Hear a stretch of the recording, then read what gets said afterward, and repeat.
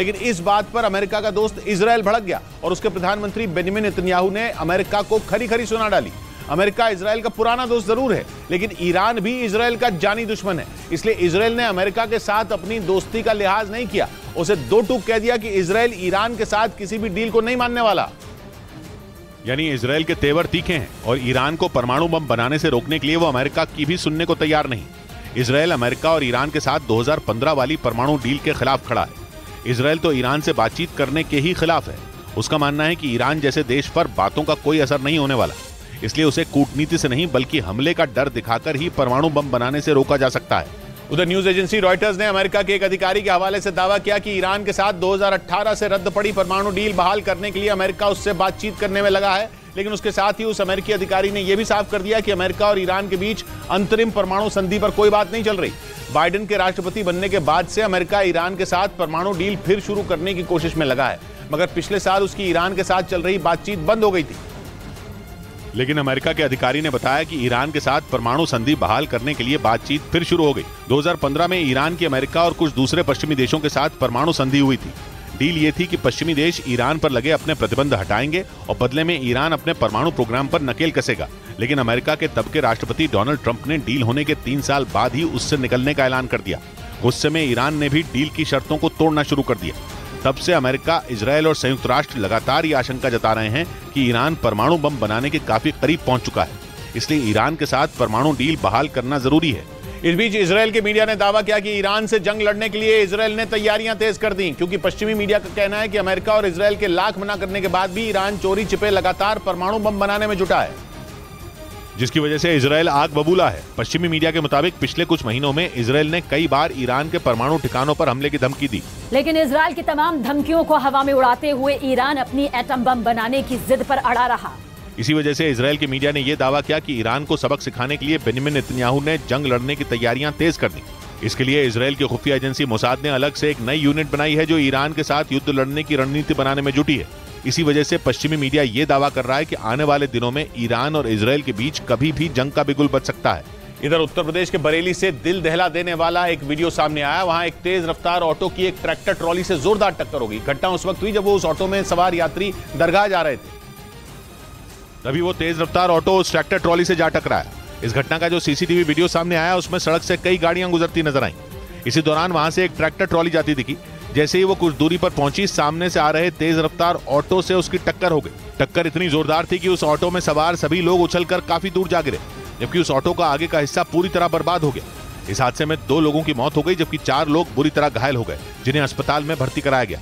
इस बीच महाराष्ट्र के मुंबई पुणे एक्सप्रेसवे पर एक ऑयल टैंकर में अचानक भीषण आग लग गई। इस घटना में 4 लोगों की मौत हो गई। कई लोग आग की चपेट में आने से झुलस गए, क्योंकि आग लगने के बाद वहां जोरदार धमाके भी हुए। इसके बाद तो आग ने विकराल रूप ले लिया और उसकी लपटें कई फीट ऊंची उठने लगी। थोड़ी देर में आग इतनी फैल गई कि उस एक्सप्रेसवे के नीचे खड़ी कुछ गाड़ियां उसकी चपेट में आ गई। इस घटना से वहां हड़कंप मच गया।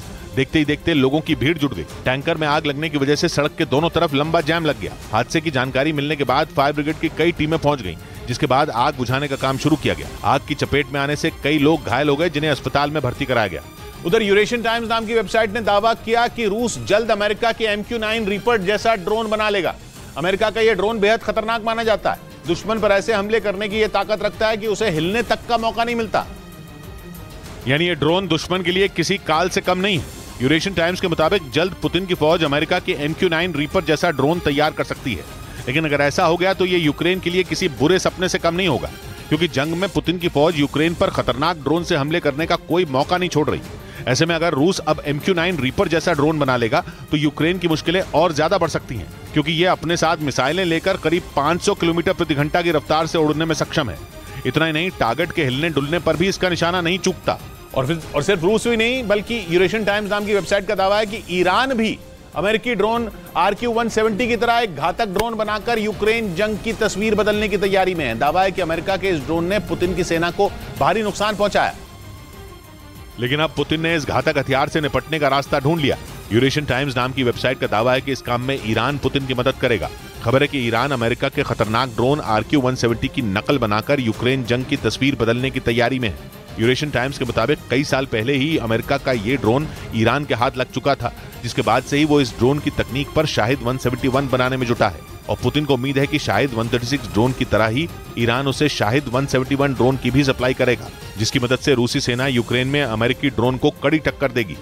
इस बीच ब्रिटेन ने दावा किया कि रूस ने जंग में ईरान के जिन ड्रोन का इस्तेमाल किया उसके कई पुर्जे चीन में बने थे। ब्रिटेन ने यह आरोप ड्रोन में इस्तेमाल पुर्जों की जांच के बाद लगाया और दावा किया कि ईरान के शाहिद 136 ड्रोन के पुर्जे चीन में बनाए गए। कुछ दिन पहले यूक्रेन ने एक शाहिद ड्रोन को मार गिराया था। इसके बाद ब्रिटेन की कॉन्फ्लिक्ट आर्मामेंट रिसर्च नाम की कंपनी ने इसकी जांच की, जिसके बाद ब्रिटेन की तरफ से दावा किया गया कि ड्रोन के कई पुर्जे चीन में तैयार हुए और इन पुर्जों को चोरी छिपे चीन से ईरान भेजा गया, जिससे ईरान ने शाहिद ड्रोन बनाए और उन्हें रूस की सेना को दिया। जंग के दौरान ईरान में बने शाहिद ड्रोन की वजह से यूक्रेन को जबरदस्त नुकसान झेलना पड़ा। हालांकि चीन ने ईरान की मदद करने के आरोप को नकार दिया। उधर पश्चिमी मीडिया ने दावा किया कि किम जोंग उन के रूस की मदद करने के ऐलान ने अमेरिका की नींद उड़ा दी। उत्तर कोरिया के शासक किम जोंग उन ने जंग में रूस को हथियारों की नई खेप देने का वादा किया और पश्चिमी मीडिया के मुताबिक किम जोंग उन के इसी वादे ने अमेरिकी राष्ट्रपति बाइडेन की टेंशन बढ़ा दी। अमेरिकी खुफिया एजेंसी की एक रिपोर्ट में दावा किया गया कि किम जोंग उन पुतिन को खतरनाक बैलिस्टिक मिसाइलें और कई घातक हथियार मदद के तौर पर दे सकते हैं। और अमेरिका ये बात अच्छी तरह जानता है कि पुतिन और किम जोंग उन एक हो गए तो यूक्रेन का जीतना मुश्किल हो जाएगा। अमेरिका का दावा है कि रूस ने अनाज के बदले उत्तर कोरिया से हथियारों की एक बड़ी डील की है, जिसका मतलब ये हुआ कि अब जंग में सिर्फ पुतिन नहीं बल्कि किम जोंग उन की मिसाइलें भी गरजेंगी, जिनके निशाने पर यूक्रेन होगा। क्योंकि पश्चिमी मीडिया का दावा है कि बीते एक साल में रूस और उत्तर कोरिया के बीच दोस्ती बढ़ गई। रूस ने भारी मात्रा में कच्चा तेल उत्तर कोरिया पहुंचा दिया, जबकि 2020 के सितंबर महीने के बाद से पुतिन ने उत्तर कोरिया को कच्चे तेल की सप्लाई बंद कर दी थी।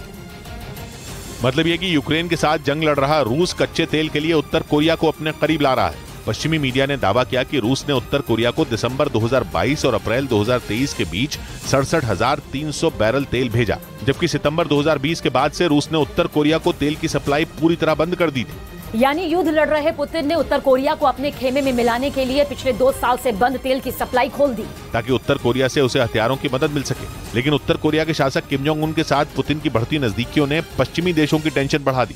इधर मुंबई में समंदर में डूबने से 4 लड़कों की मौत हो गई। चारों अपने दोस्तों के साथ जुहू चौपाटी इलाके में समंदर में नहाने गए थे और तेज लहरों की वजह से लापता हो गए, जिसके बाद उनकी तलाश शुरू की गई। सर्च ऑपरेशन के लिए नेवी के हेलीकॉप्टर की मदद ली गई। बाद में 2 लड़कों को सुरक्षित बचा लिया गया, जबकि 4 लड़कों के शव बरामद कर लिए गए। सर्च ऑपरेशन में जुटी टीम ने बताया कि लापता 4 लड़कों के शव बरामद कर लिए गए हैं। बताया गया कि तेज लहरों की वजह से सभी 6 लड़के समंदर में काफी गहराई में चले गए और लापता हो गए, जिसके बाद हड़कंप मच गया। समंदर में उठ रही ऊंची लहरों की वजह से राहत और बचाव टीम को भी काफी परेशानी का सामना करना पड़ा। उधर कनाडा के जंगलों में लगी आग बुझने का नाम ही नहीं ले रही। वहां लाखों एकड़ में फैले जंगल कई दिनों से जल रहे हैं। यही वजह है कि जंगलों में लगी आग को बुझाने के लिए सेना की मदद लेनी पड़ गई, क्योंकि कनाडा में लगी आग की जद में 1 या 2 नहीं बल्कि कई इलाके आ गए, जिसकी वजह से कनाडा के ज्यादातर राज्यों में प्रदूषण का स्तर काफी बढ़ गया। कनाडा की राजधानी ओटावा के हालात तो बेहद खराब हो गए। वहां सरकार ने लोगों को मास्क लगाने की सलाह दी। वहीं कनाडा के अल्बर्टा और नोवा स्कोशिया इलाके में लगी आग को बुझाने के लिए सेना की मदद ली गई। A new company of Canadian Armed Forces members will be deployed to Edson, Alberta. इसके बावजूद आग पर काबू नहीं पाया जा सका और इस वजह से कनाडा के पड़ोसी देश अमेरिका में भी प्रदूषण खतरनाक स्तर पर पहुंच गया। अमेरिका के न्यूयॉर्क, पेंसिल्वेनिया, ओहायो और विस्कॉन्सिन जैसे राज्यों में AQI करीब 400 तक पहुंच गया, जिसके बाद लोगों को सांस लेने में परेशानी का सामना करना पड़ा। इस बीच फ्रांस से लेकर जर्मनी जैसे यूरोप के बड़े बड़े देशों को धमकाने के बाद रूस आइसलैंड जैसे यूरोप के छोटे देश पर भड़क गया। आइसलैंड ने 1 अगस्त से रूस में अपने दूतावास का काम बंद करने का ऐलान कर दिया। इस बात पर रूस ने भी आइसलैंड पर रिश्ते खराब करने का आरोप लगा दिया और कहा कि वो आइसलैंड को मुंहतोड़ जवाब देगा, क्योंकि एक तो आइसलैंड ठहरा छोटा देश और ऊपर से वो पहला देश है जिसने मॉस्को में अपनी एम्बेसी का कामकाज सस्पेंड करने का फैसला लिया। आइसलैंड ने इसके पीछे दलील ये दी कि उसके और रूस के बीच व्यापारिक, सांस्कृतिक और राजनीतिक रिश्ते एकदम निचले स्तर पर पहुंच चुके हैं। मगर छोटे देश का इतना बड़ा एक्शन रूस को रास नहीं आया। उसने आइसलैंड के कदम को रूस विरोधी बताया और कहा कि वो आइसलैंड के इस फैसले को कभी नहीं भूलेगा और उसका जवाब देगा।